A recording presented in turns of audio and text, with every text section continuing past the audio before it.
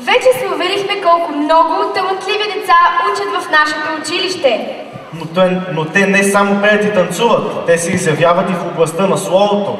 Време да научим резултатите от литературния ни конкурс "Моето училище е ПЧМГ". В конкурса за есе на първо място се класира Дея Бояджиева от 7 Б. На второ място Йоана Димчова от 5 А. И на трето Елена Димова от 6 А клас. В конкурса за стихотворение на първо място бе класирана Ивана Иванова от 7 В клас. На второ Мария Лъвчиева от 6 В клас.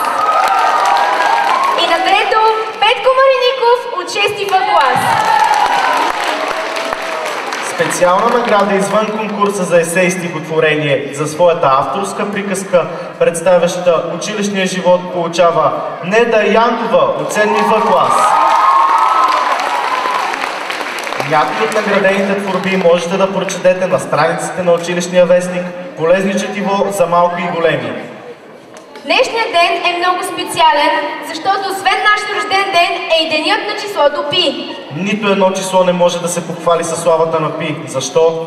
Заради неговата универсалност. Хората изучават числото Пи през последните 4000 години.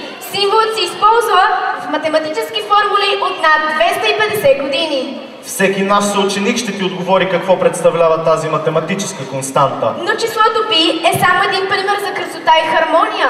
И както видяхме досега, в музиката, песните, танците също има красота и хармония.